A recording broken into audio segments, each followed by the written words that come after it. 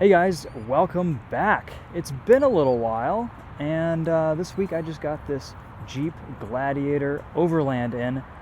I thought I'd do a POV first impressions video tonight. Show you guys what this thing is like in the dark. Let's talk about how it drives and some of my initial thoughts on the Gladiator. I have only driven these off-road, and this is really my first chance driving one of these on-road. First off, I'll say it drives awesome. This has the best road manners of any Jeep product that I've ever driven. It's comfortable, it's relatively quiet with wind noise and things at speeds, but it's just so usable. There's so many great features and great things to love about this Gladiator as a platform and as a usable vehicle. So, let's get it out of the way first. It's not cheap, it's 55 grand, but you're getting a lot for your money. There's really a ton of features in this thing that make it not only luxurious, but super useful and very livable at the same time, as well as being cool. I think this is a very cool truck, and you're definitely going to be turning some heads in with this thing, and it's a little bit fun to drive, it's fun to look at, and I think it would be pretty enjoyable to own, and there's a lot you can do with these. All right, so let's go give you guys a quick walk around here. We have a bed light in the back, 2 LED lights that light up this 5-foot bed. You can fit a couple dirt bikes back here, tie them down. You've got your bed liner. This adds just a little bit more usability to the Jeep. When I first saw this, the rear end really freaked me out. I thought it was so narrow and so just strange looking. And it does look a little bit weird, but I think part of that is because there's not a spare tire on the back. And instead it's underneath. Tons of ground clearance, even with this Overland with the step plate here. Of course, this is a crew cab, so you get a nice spacious back seat. There's a really solid feel to the doors, to the switches, to everything that you use in this Gladiator. It feels very high quality. I will say there's a little bit of G-Wagon to the way these doors open and close, which is pretty cool. 3.6 liter V6, 285 horsepower, and that's mated to a 8-speed automatic transmission. We have a rear-wheel drive, 4 high, 4 low, transfer case, good for off-roading. And we have one of the best reverse cameras on the market. It's very high resolution. You can almost see the individual stones in this freshly paved parking lot. Really nice view at night. Good exposure, not grainy. It's sharp. Other manufacturers need to get on FCA's levels with their reverse cameras. So first, driving impressions. Light steering. Nice materials, nice steering wheel, really great touch points in this Gladiator. This feels like a quality item. You have amazing ergonomics. I'll show you a little bit more details on that once we can actually see everything in here when it's daytime. But right now I'll just say all the buttons and knobs. There are buttons and knobs for everything, and they all fall to hand quite easily, and it's just nice to be able to physically touch things in this vehicle, in this truck.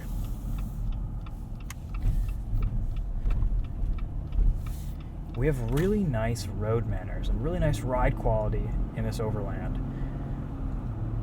Jeep took some of the suspension architecture from the Ram 1500 and applied it into the back of this. Aids in towing, aids in ride quality, and just the overall truck feel to this Gladiator. And it's a really, really nice change from just the standard Jeep Wrangler.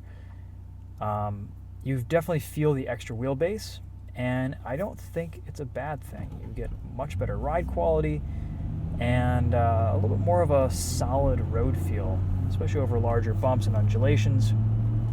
That additional wheelbase helps a lot.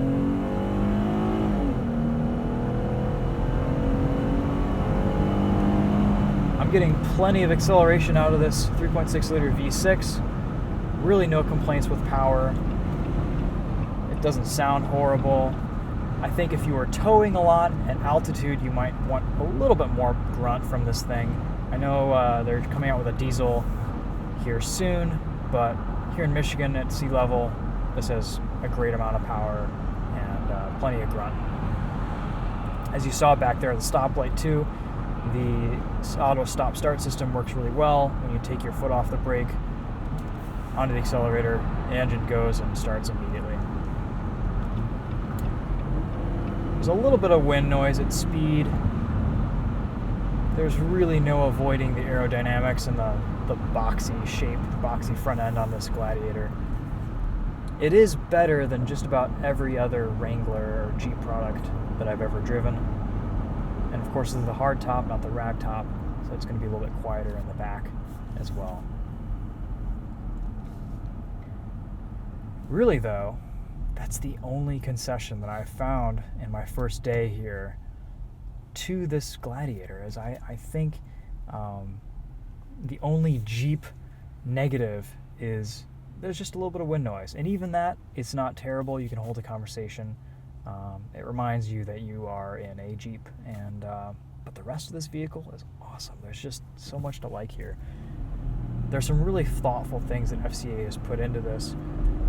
One of my favorite features is the ability to have regular old-fashioned cruise control and radar-guided cruise control in the same set of buttons here. You can kind of choose which one you want. You can select your following distance for radar-guided cruise control, or maybe you don't want to have to worry about those systems and you just go with old-school cruise control. You can do it. We also have Apple CarPlay, a pretty decent sound system, heated steering wheel, heated seats. You have aux ports that you can wire in accessories like lights or a winch. Though if you're going to be doing some off-roading in this, I'd probably swing for the Rubicon. I think this Overland definitely has plenty of off-road capability, but it's got lots of ground clearance. But ultimately, if you're going to be wheeling regularly, you're gonna want the specialized gear that the Rubicon includes.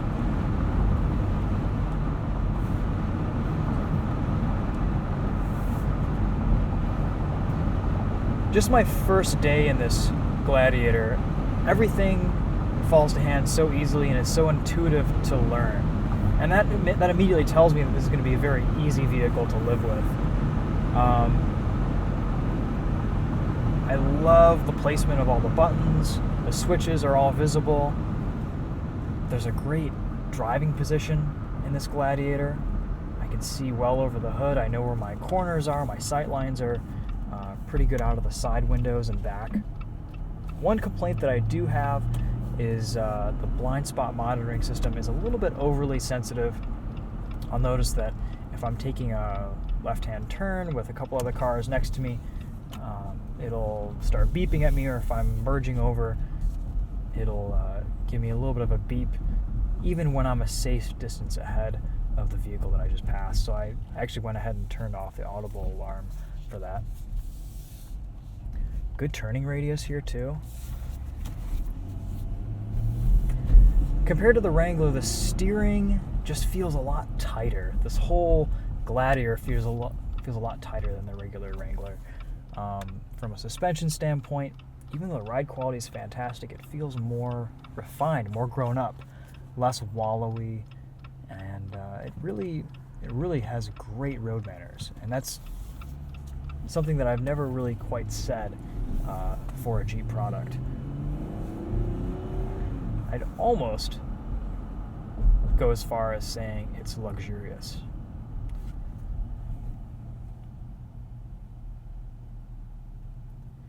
One thing that I do like about the Overland is that it's almost nimble on the road. You have a little bit of, this isn't a massive truck, it's not super wide, it's a little bit long, but not necessarily in a bad way. It still fits in a regular sized parking space. It's got a good turning radius. It's easy to place on the road.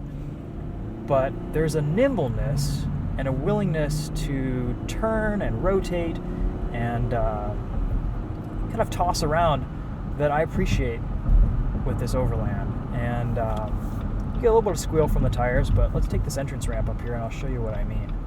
There's actually a decent amount of mechanical grip. It stays relatively flat while cornering. You can take these ramps at about 55 miles an hour if you push. The steering is tight. You get a decent amount of communication through the front end.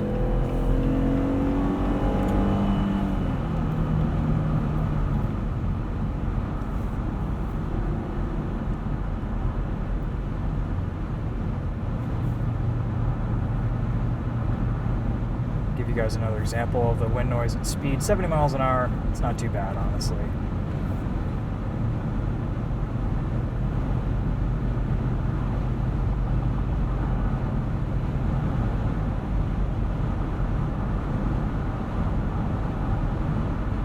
No idea on fuel economy yet. So far, it looks like the previous drivers in this were averaging about 18 miles to the gallon. Seems about right in mixed driving scenarios. We'll see what I average this week after filming this video, when I'm not hustling it around on POV test drives and I'm actually driving it normally under true real-world conditions. And I'd like to do a more in-depth review later this week. In the daytime, we can look through the vehicle, see some more. We'll do our audio test, hear that sound system.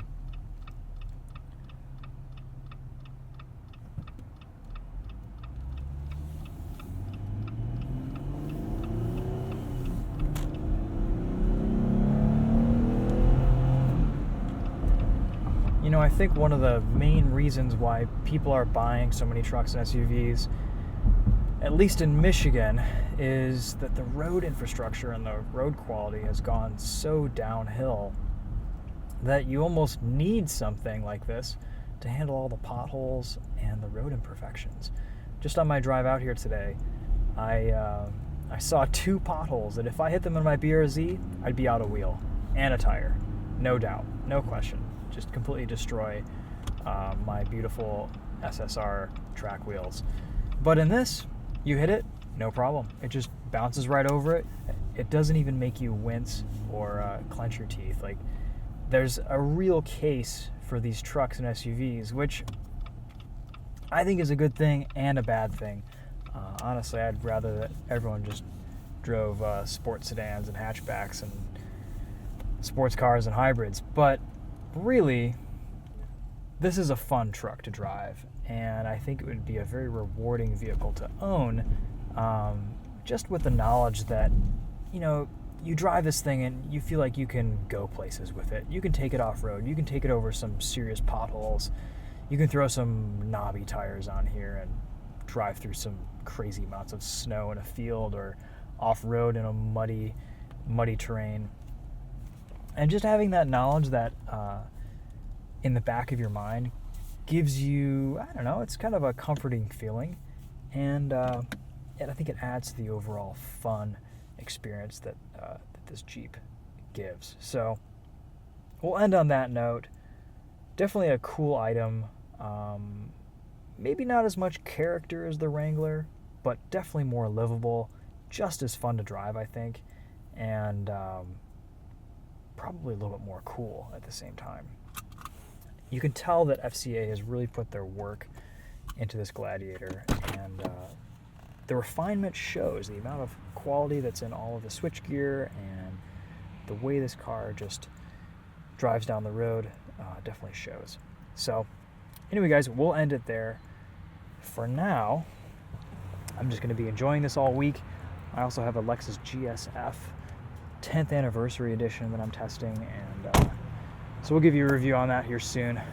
But for now, pretty high marks on the Gladiator Overland as just a truck.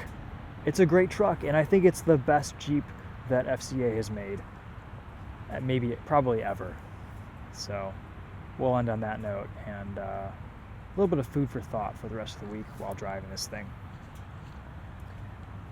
All right. Thanks for watching, guys. We'll see you later. Take it easy.